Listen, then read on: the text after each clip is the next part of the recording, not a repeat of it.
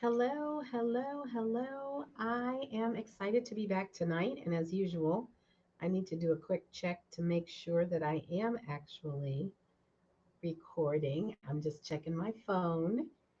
So it's exciting to see that you are, and I see that I am, in fact, here. So hopefully, folks will get the message that I'm around. And I am going to, let's see, share this to the world so that people know that we're going to be live now.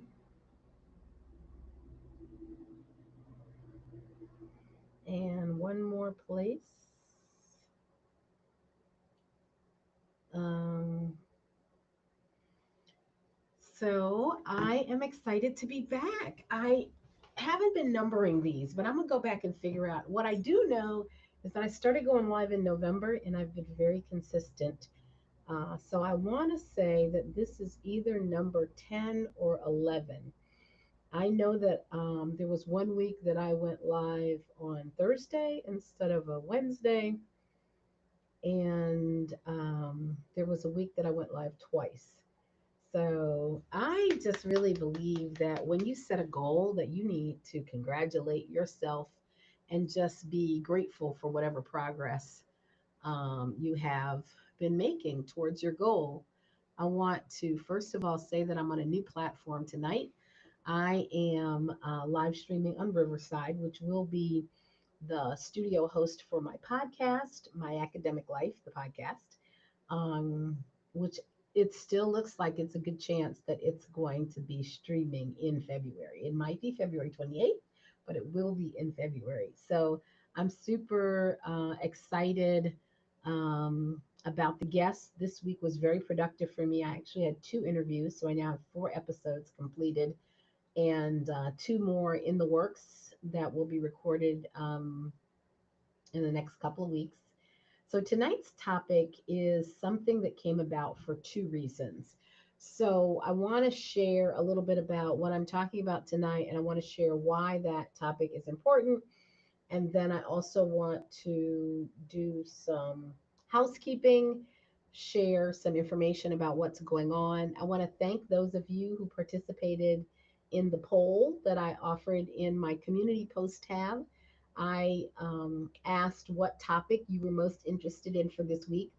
And the topic I chose this week, believe it or not, was not the winner. I feel like the topic, the career related topics, are the topics that we need right now. They're the topics that I feel like may be being discussed, but not necessarily from, I guess, an academic perspective, or there are nuances in terms of higher education around how these topics take place that I want to contribute to. I do have my tea here.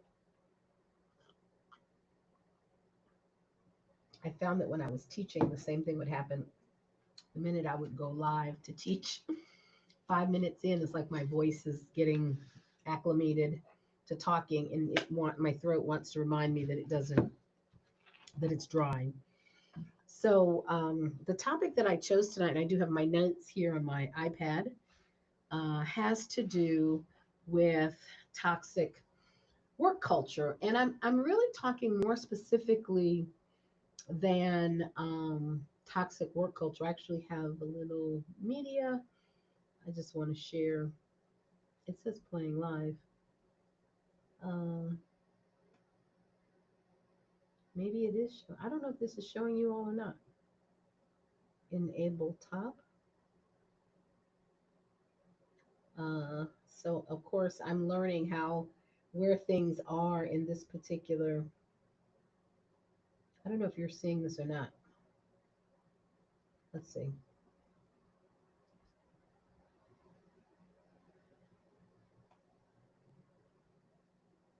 Yeah, it doesn't look like it's playing, but basically, now I got to figure out how to move it so that I'm not looking at it again and again. Okay, I'm gonna close it out. Hide preview. There we go.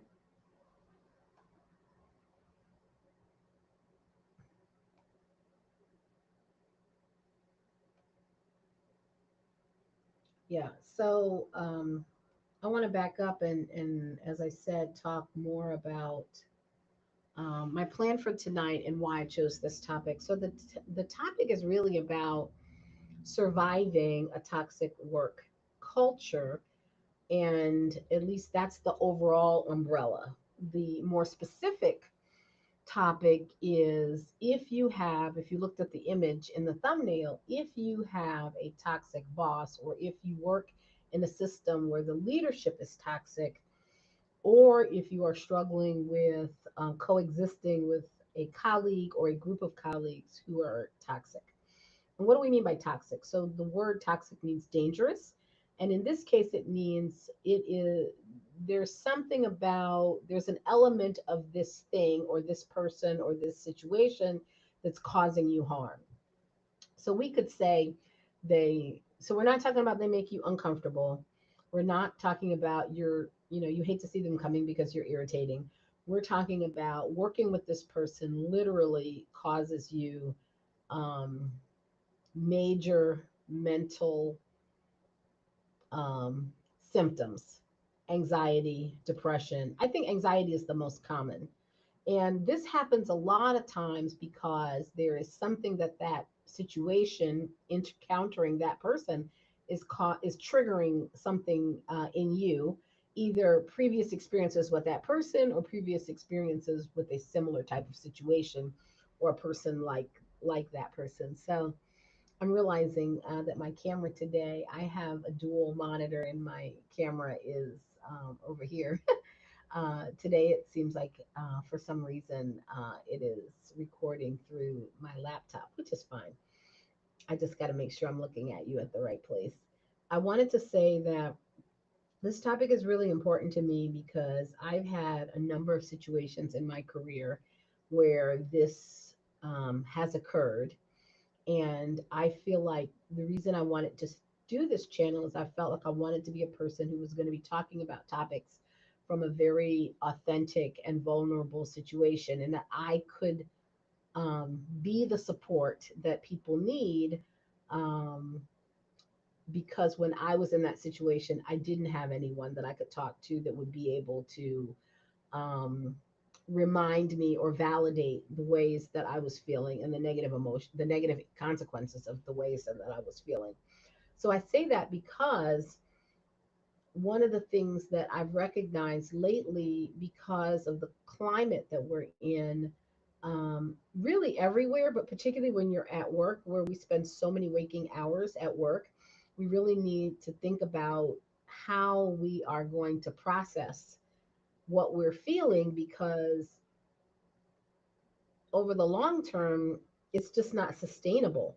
If you are feeling anxiety and your stomach is tied up at knots and you're not sleeping well and you're having headaches, it's just not sustainable to be able to do that for the long haul. And so, getting some strategies about, one, admitting that you need help, and two, getting some strategies under your belt to be able to make these situations bearable if you have to, withstand over time these particular situations.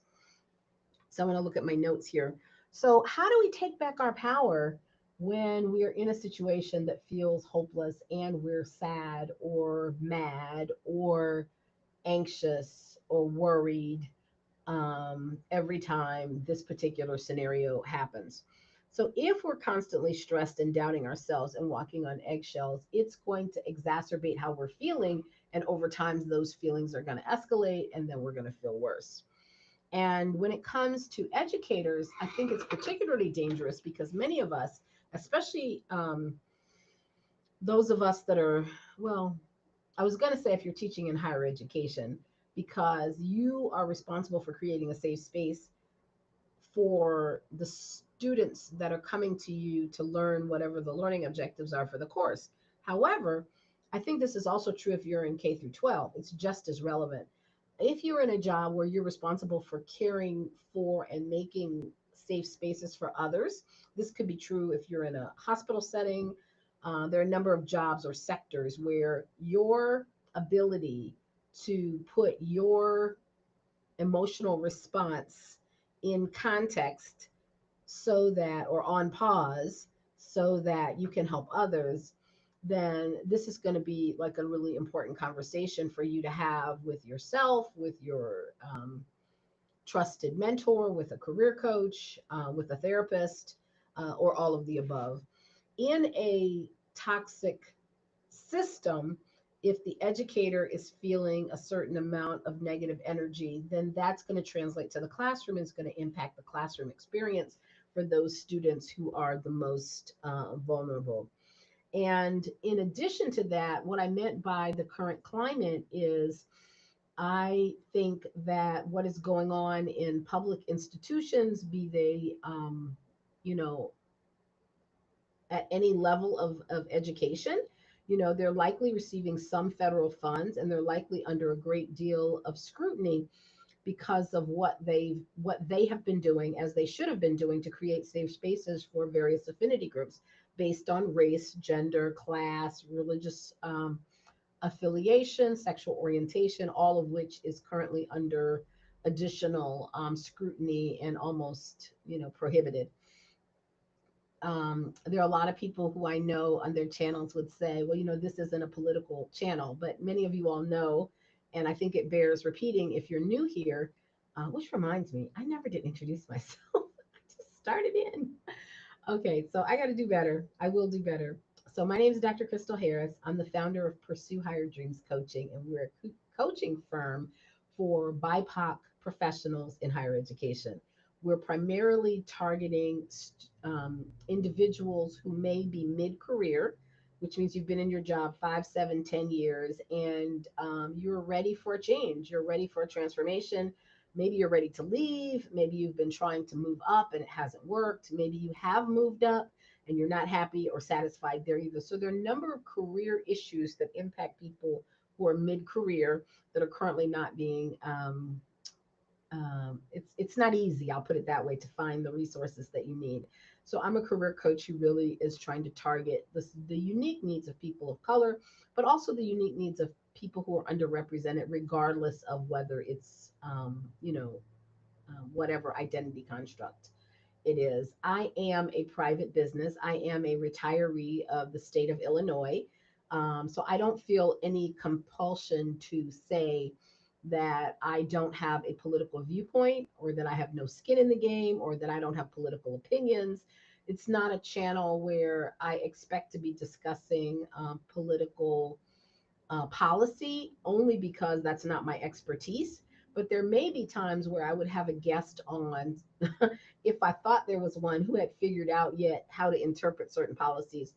What I will tell you for sure is I have a very close colleague of mine who is still in the higher education space, who sent me a copy of a letter that has been um, um, sent out by the Department of Education's current acting secretary, I guess is the right name, that basically summarizes how the new Supreme Court is interpreting differently the Civil Rights Act in terms of what a protected class is and isn't, and how that's going to impact the availability of certain support services for people of color and people who represent any marginalized identity in higher education and in all of education, in fact. So I think that is a topic that's not only is it uniquely within my expertise as a social psychologist who's focused on race related stress for all of her 20 plus year career, but also as a person who is helping people navigate their careers and trying to figure out,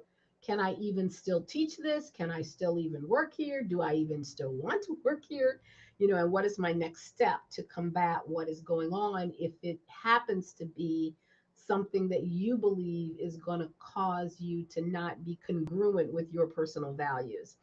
I would say that my coaching centers heavily on, and even my teaching when I was teaching undergraduates and graduate students, on the importance of having congruency in terms of being aligned with your values in terms of the work that you take on.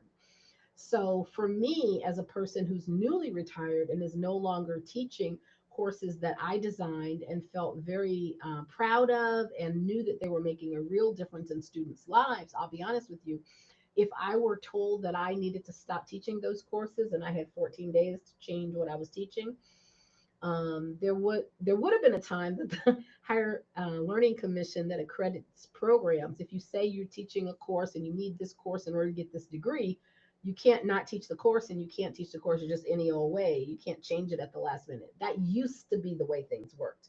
But under this new policy, it'll be interesting to see how, in reality, these policies are implemented on the grassroots level. I am certainly going to be paying attention to that and keeping you updated to that. And I think this is a good example of why this topic was so important to me. There were already people who were saying, I have a career in education.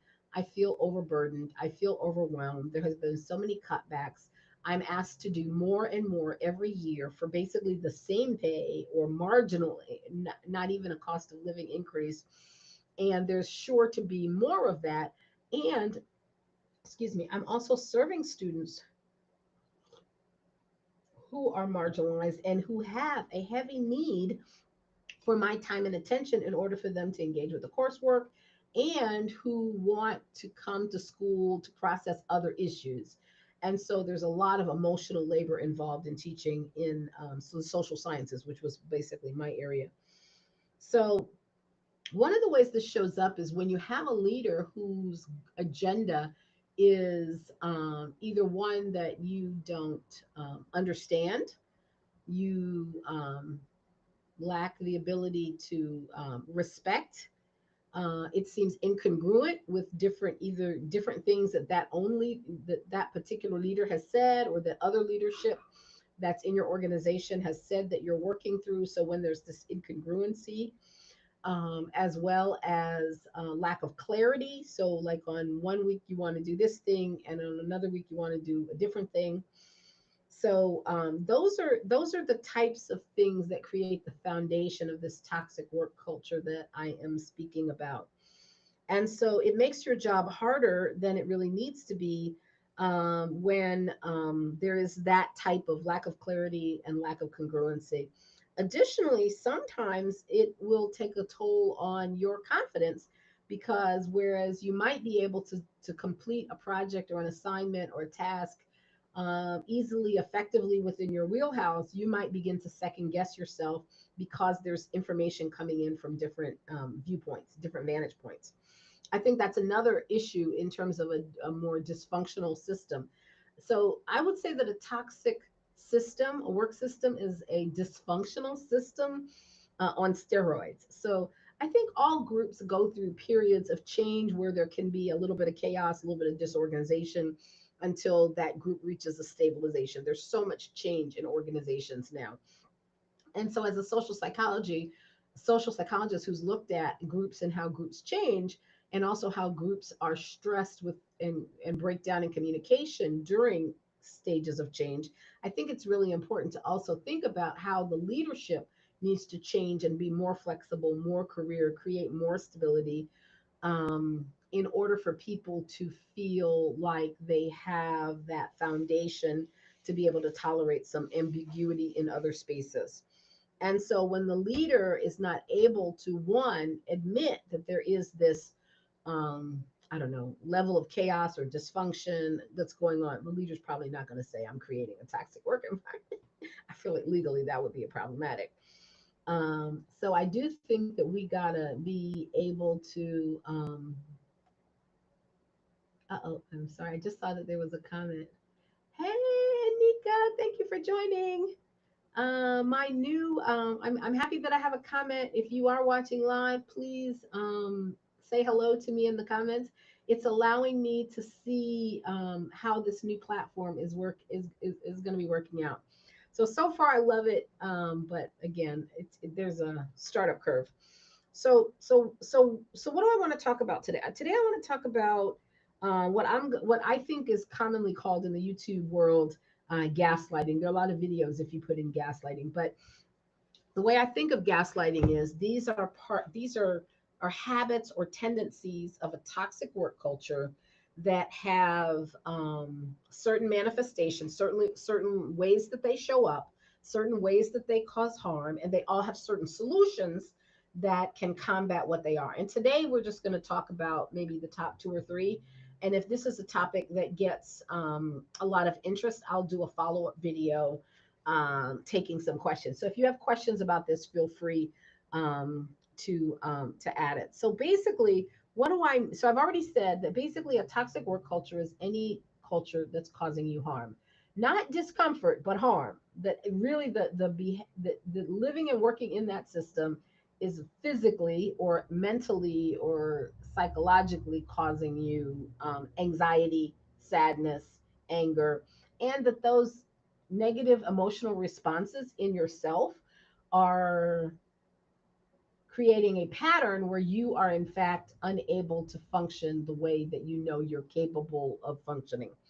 So gaslighting manifests in a couple of ways. One of the ways that gaslighting works, or this level of toxicity works, is it makes us question ourselves and question our competences. A person may dismiss your achievements, your decisions, or even take credit for work that you've done and suggest that you're not capable of doing a task.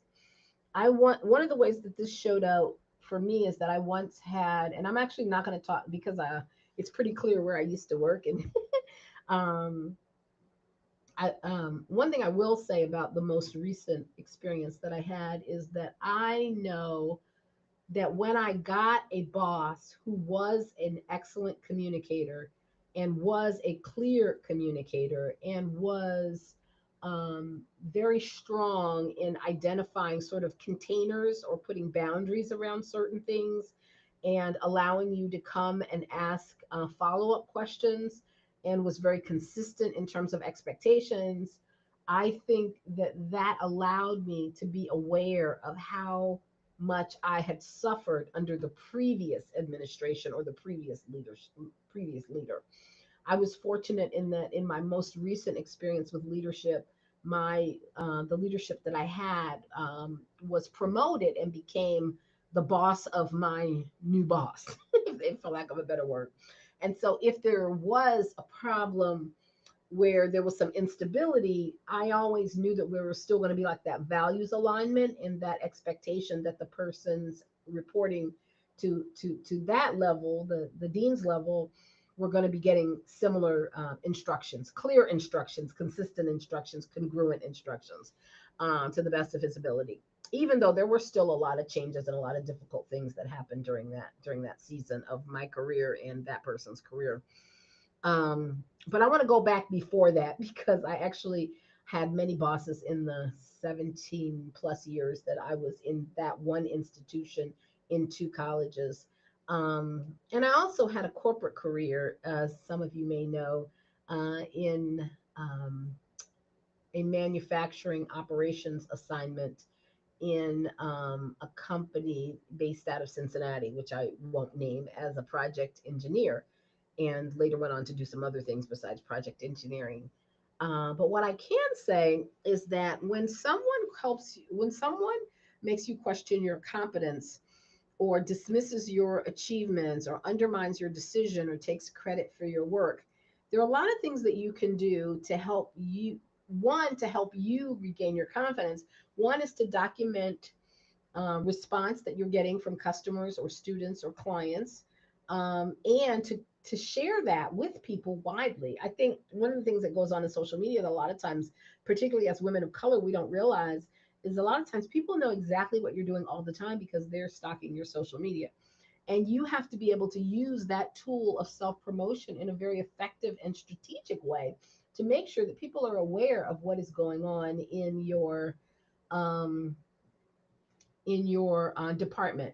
So one of the things that I often struggled with early on in my career is that because I was juggling the family and the dissertation process, I started my academic career ABD, all but dissertation, and I was a single parent, so I had a lot going on.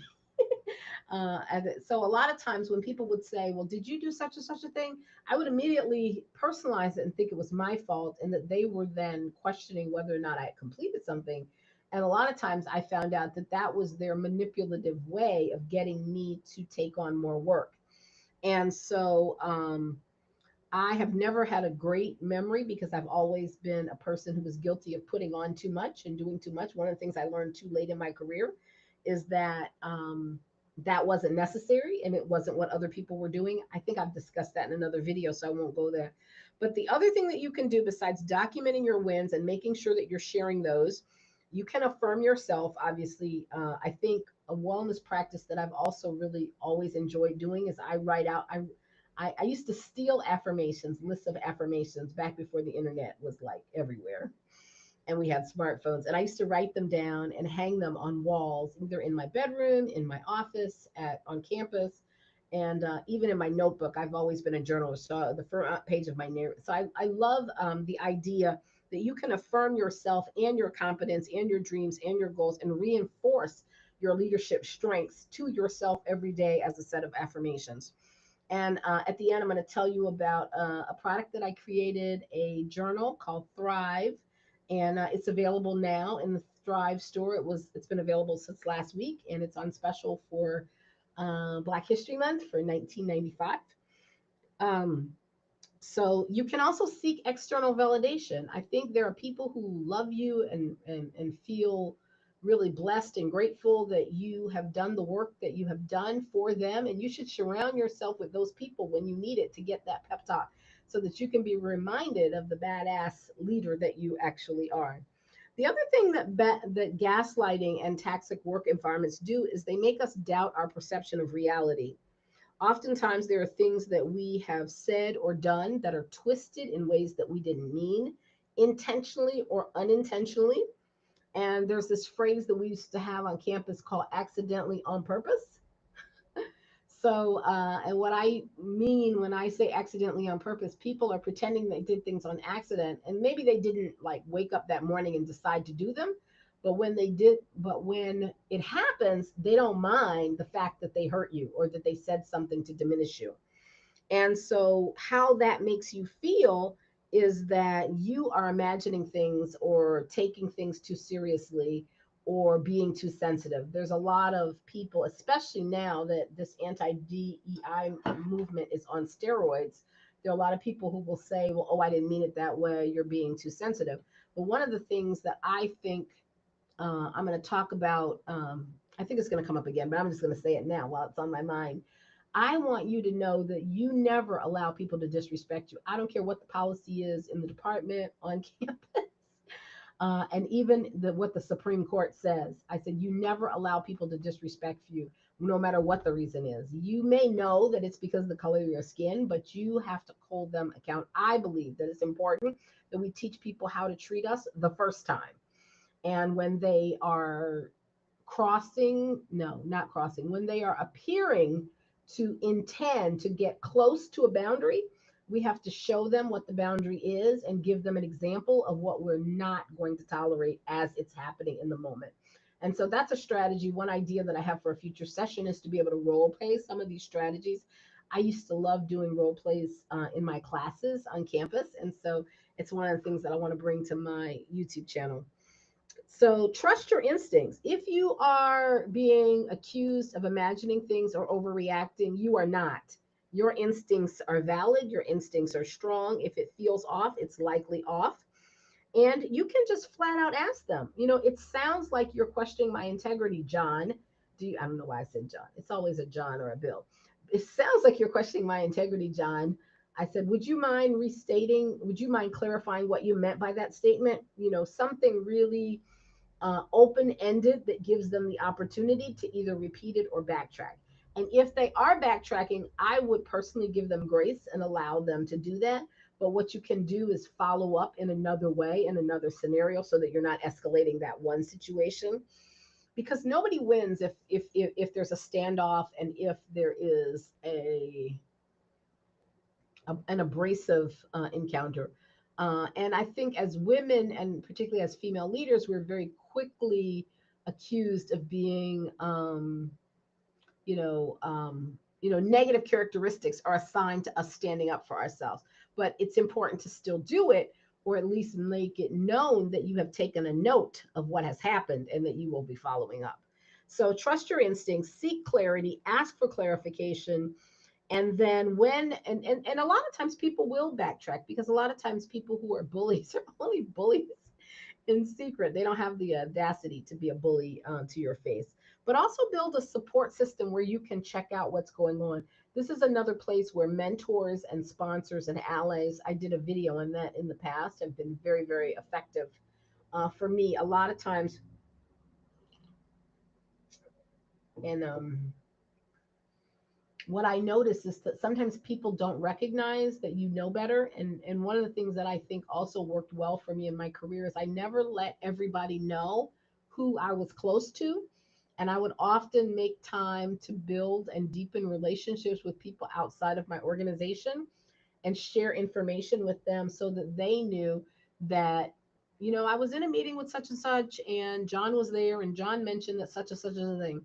I wasn't aware that this was going on in our department. Would you please share with me if anything's changed, and give that person the opportunity to say either one, nothing's changed. And a lot of times, the purpose of those conversations, what I call strategic communication, is that you don't have to actually like throw somebody under the bus. You can just go and seek additional verification or validation for the thing that seems on the, I don't know what's the word, like on the sneaky side. Yeah, that's really not the word I mean. But basically, sometimes people are trying to sneakily get you to do things that probably aren't what you're supposed to be doing, but you're not sure, but you don't want to ask anybody um, directly. You want to find out indirectly what other people are thinking. Another way that sponsors and mentors have been really helpful for me when I felt that my perception of reality was being gaslighted is I would say, I was thinking about getting involved with such and such a project. A colleague, I won't say the name, a colleague suggested that I get involved in this, but I really have some concerns. What's your opinion on such and such a group, such and such a project, such and such an activity? And oftentimes, that person, if they really mean well for your career, if it's someone that you have a history and a pattern of support for and with, then you will find that that particular ally will say to you, no, don't go that way. You do need this particular experience, but don't get it from that group because there's a lot of mess going on right now with that group. And you'd be surprised at what people will tell you off the record if you ask them point blank if you should be doing that. The other thing gaslighting and toxic work culture does is it is makes us second guess our decision. Sometimes if you are a person who's slow to decide, I unfortunately was the kind of leader that was quick to decide because I just felt like there was things were moving so fast that I could always change my mind or renegotiate the terms of the decision later. That's another important leadership strategy that really worked well for me in my career. So one of the things that I think is that, practicing decisiveness is really important, but consult your advisor. So make the decision, share with your advisors what you've decided and why, or document your decision and your rationale for the decision using facts, research, and evidence. Because I developed a reputation for being someone who made decisions quickly based on the information I had at the time, and for being very humble enough, because that's what it really is, of saying, I made this decision last quarter when we thought X, but now that we know why, we're going to change and we're going to adjust or modify what we're doing in these ways. People will respect that. If you're the kind of person that beats your chest and say, I'm the leader, we said we're going to do it this way, so therefore we're going to do it this way. A lot of times people will not jump behind you with support, but they will if they know that when you know more, you're going to take that data into account. So the last way that I want to talk about the ways in which toxic work environments and gaslighting can impact us is they not help us, they make us feel isolated and unsupported. A lot of times, a way that this particular toxic person or relationship will work is they will say things about you behind your back. And this is usually not your boss, at least I hope it's not your boss, but a lot of times when it comes to colleagues, they will exclude you from important conversations, and then they will tell you that you should have been there or you should have known. And having peers that will support you when these types of meetings are going on is very, very important and will often, save your career. So learn to build a tribe. And I have what I would call the public tribe and the private tribe. The private tribe are the people that you can call and you don't have to be seen with at work. and that you have their ear that will give you good coaching. And there are people who will do that in the public sphere as well, but maybe these are people who are at a higher level and don't have a lot of time in terms of their actual workday. However, you also need colleagues and allies that are at your same level, that are in your department and outside of your department.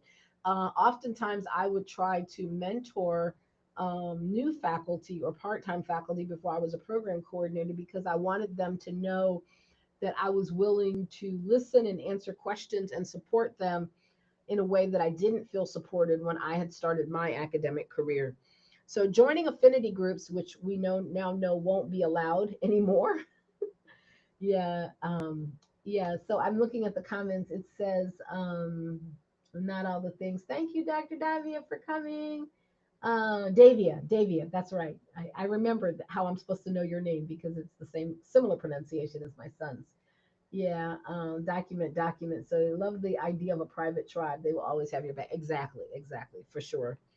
So, so affinity groups would be like the Black faculty, the women's faculty group, the Latino student services, all of those things effective 14 days from last week in higher education are no longer allowed to happen if you accept federal funds. So this is one of the things that is got people really reeling with toxicity. And the other thing I didn't tell you about the letter is that it literally had a link in the letter for people to be able to report any violations. So basically, also encouraging a climate of telling on people and complaining for any violations to the policy, even though the policy is not really very clear. So what can we do if this person is your direct or immediate boss? I would say protect your peace. That's a theme that I've had a couple of times. And I want to close really looking at what are the ways or wellness practices that we can use to protect our peace. This is and will continue to be a very challenging and I would say scary time for people who are in academic careers. If you're not in an academic career, and I believe administrators also have academics. If you're an administrator that you're responsible for a program that's being impacted, that program's going to be cut, your job could be cut, or will be cut or eliminated, and hopefully you are upskilling, is that the word? Upskilling, and you'll be able to change and pivot into a different area. Additionally, there will be people who will want to fight this, and I definitely think people should fight this. I think it may not be constitutional. I think it may not be. It may. What am I saying? It may be incongruent with other laws. I'm thinking in particular of people who get special services because of a learning disability. They have to have certain resources. I mean, I don't see how those laws can all be erased with a two-page was 2 pages single space 2-page letter from the interim. And then also, like, how does the interim and acting department head of anything get to have this much power to change the whole system as we know it? I don't know. Strange times we're living in. But anyway, so if this is you, I would say that you need to disengage from the fray, prioritize your peace, prioritize your family, prioritize your upskilling. It's a great time to start a business. It's a great time to start a YouTube channel. Great time to freelance. If you've got a hobby, lean into that. I would not give my formal official job 10 minutes more than they were paying me for. Because what's going to happen is when the house of cards begins to fall at play, is that you won't be able to sustain your energy if you're not building, if you don't have other things that are pouring into you the way the way you need to be sustained.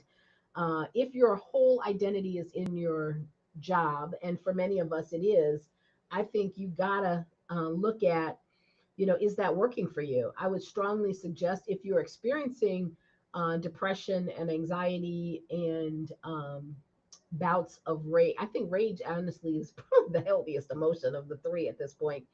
I myself go from feeling One, relieved that I'm not in it, but also extremely scared and concerned about all the folks who are, who I know well and love and care for, who are in the middle of the fray. So I'm very hopeful that, we will press on. And I also will say is that, educators are strong, black educators are strong, and this is not the end. Even if it looks like every day there are battles being lost, the war is going to continue. This is a this may be a few bad chapters. This may be, four, I guess, semesters, eight. This might be eight bad semesters. But I'm hopeful that of the people who decide to stay and fight, that they will be able to also protect their peace and take time to build alliances with people inside and outside the academy that can help them think through what are the ways that being resistant to just basically the destruction of the things that we believe and have held dear about honoring and respecting safe spaces for all people inside of higher education. And woke ideology, is been thrown around like it's a bad thing, but we also don't want to raise sheep. I think it's a scary thing when we charge people money to train them to be sheep. And the industrialization of education back at, a few decades ago is what it was. We were educating poor and middle class people only because we needed them to fulfill jobs. And industrialization, season was one of the ways that not we, but I guess rich people justify spending money on educating middle class and poor Americans.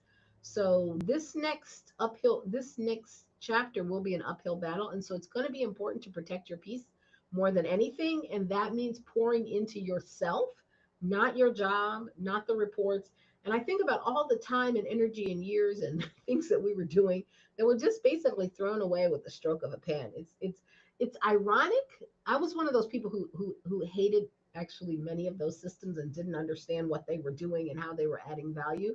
But at the same time, I also knew that a critique, it's better to give something, a system, an honest critique, and to look at how do we um, improve what we're doing or transform what we're doing to accomplish an objective under a new set of circumstances, because as times change, there are more efficient ways to do that. The way to accomplish a goal is not to, as they would say, throw the baby and the bathwater all out. And not only that, we're like literally burning we're like murdering the baby and throwing the bathwater out. So I do really feel for people who are in that situation, and I'm hopeful that this channel will continue to be a space where we can talk about these hard issues. And I would love to, once again, I'm going to have to do this here because, let's see if I can remember how to do this. I'm going to put another one. Stan dot, I don't have this ready, so I'm going to do stan.store backslash, I hope it's backslash DrCrystal. So because I don't know how, preview, save and show. Oh, there we go. So that is the location. So right now I have three resources available there. One of them is a guide for planning a sabbatical.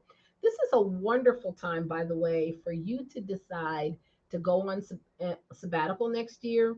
I think for myself, next week I will be talking about. So the number one choice for this week's topic was for me to give an update on my sabbatical to Central America. So three people voted for that. So that's what I'm doing next week. I had a couple things still in the works and I wasn't really ready to talk about them yet, but I'm basically done planning my San Jose, Costa Rica leg of the trip, and I've started planning the Panama City leg. So next week I'm going to do a travel channel, a travel channel. I'm going to do a sabbatical travel planning topic.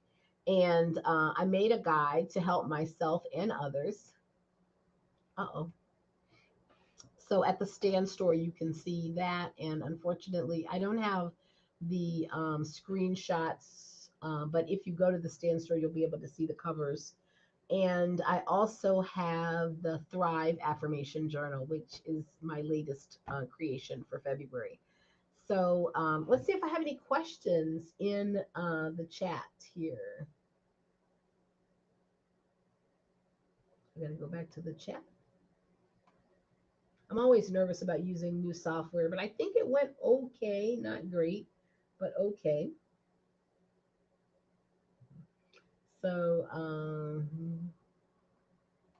so let me see if I can show. Oh, let me see. Oh, I thought it was gonna let me show on stream. Yes. So thank you for coming. Not all the things, Dr. Davia, and it's mixed emotions, up and down, very much. Yes, and then also someone agreed with my comment about. She also agreed about training sheep. Yeah, there's actually a really good book. I'm not gonna think of the name of it that talks about sheep.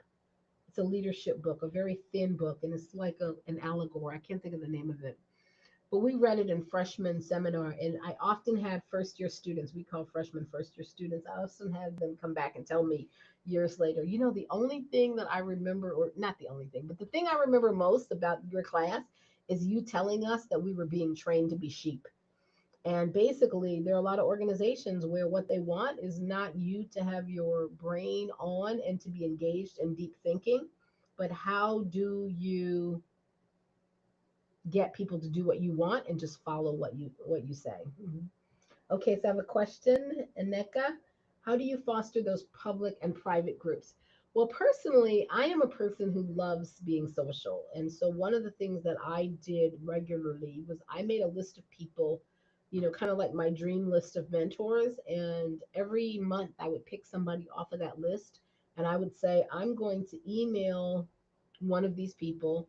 And actually, it's something I kind of still do today, but definitely when I was trying to get promoted, and definitely right after I got promoted in higher education, I found it was very strategic to have a list of people that I would call and say, I would love to come by and bring you coffee. I don't know what your schedule is like next week. What day are you in the office? This is back, it started back when we were all in the office all the time. And even during the pandemic, when people were a little bit more addicted to screen time, I would often say, maybe there's a day that you're working from home that we could, chat, when you have a break.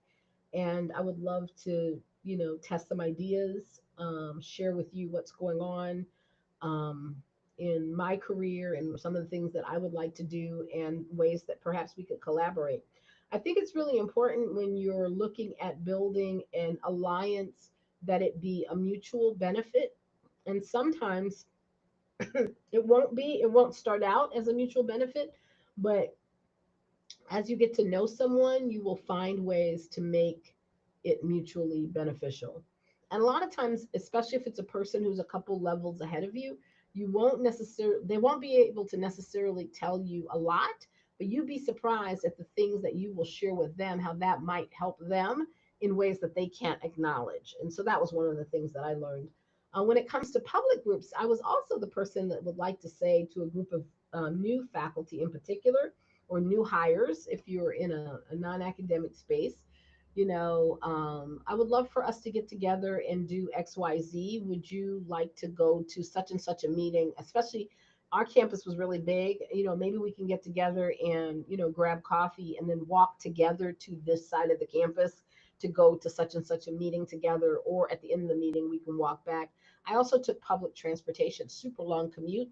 So I would intentionally, there were a lot of faculty who lived in downtown Chicago who didn't want to drive on certain days because of weather or whatever.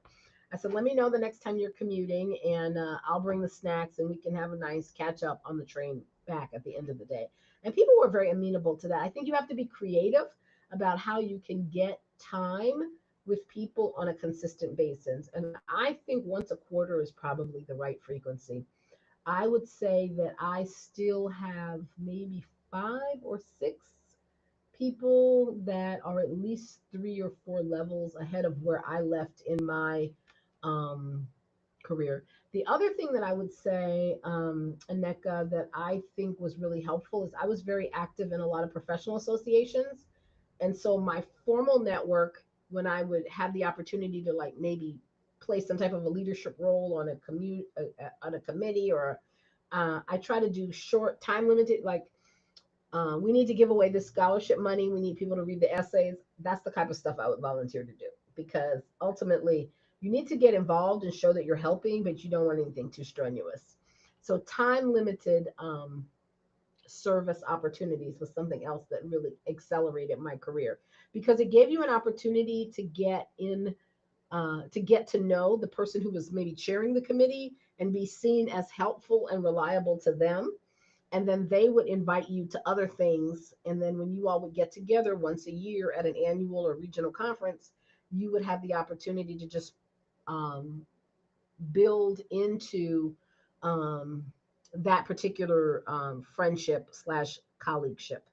So that was another thing that I did. I never went to like formal networking events at the conference. I found those were useless, honestly. I mean, I know somebody's got to go, and people do go, and I'm sure there are some success stories there. But I found creating my own were the best ways. The other thing that I did, because I was a member of actually two organizations, one of which I went to conferences for 15 years straight. I missed 1 year in 15 years of that particular professional association that I was a member of. And is I would recruit people to join that association, and I would tell them what the benefits were and why I had been going for so many years and what it had done for me.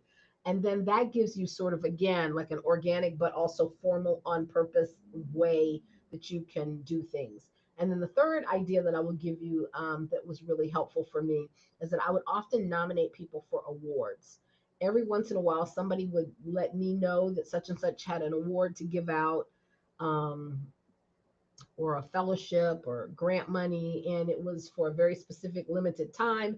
They'd had very low, what is it called, applications, and they were looking for people who knew a lot of people to share that. So that's an example of like sharing that. Like that's an example of something I might share with one of my sponsors that was in another organization 2 or 3 levels ahead of me. I might say to that person, hey, I don't know if you're aware of this, but so and so has $10,000 grants for XYZ. If you have faculty in your organization who are eligible for this, I think it's really important that we encourage them to apply for this because I know the people who are on the judging committee, which was usually the case, who are on the judging committee and they don't have many applications. And that's sometimes the only impetus that people need to spend a couple of hours to get work they're already done, work that they're already doing in progress, sort of massaged in such a way that they could write it up to be eligible for one of these awards or grants. And people really appreciate you thinking about them, even if they don't have the energy to do it and they don't take advantage of it. If they hear from you once a quarter from something that genuinely interests them that would help their career, then they tend to be very, favorable. You're putting chips. That's the what that I was looking for. Not that it should be transactional. I don't think it needs to be transactional. I think it's the spirit of the transaction, the spirit of your desire to be helpful that's really important. Thank you so much for that question. It's a wonderful question. Okay, well, it looks like we are right at, I'm looking for the time, 53 minutes. So I thank you guys so much for joining me. And tell me what you think about this new platform. It doesn't have as many, it may have other bells and whistles. It's just that this is my first time going live. And I was afraid to try any of the things that I thought were like extra bells and whistles on this. But please, please, please like the video. If you know someone who would benefit from this information, I would appreciate your sharing it with them. Subscribe to the channel. And next week, I will be doing an update on my sabbatical travel. Can't wait to tell you about it. And next week, I may be going live on Tuesday instead of Wednesday. I'm actually going to Las Vegas for a women's business conference next Wednesday, and I will be in Vegas at this time, but I should be checking in the hotel, and I might be really tired. So my plan is to go live on Tuesday, but I'm going to decide on Monday, and I will put a community post in that says, hey, this week the live is on Tuesday at 5 instead of Wednesday. I hope you can join me. So thank you again so much, and I will see you in the next video. Bye bye.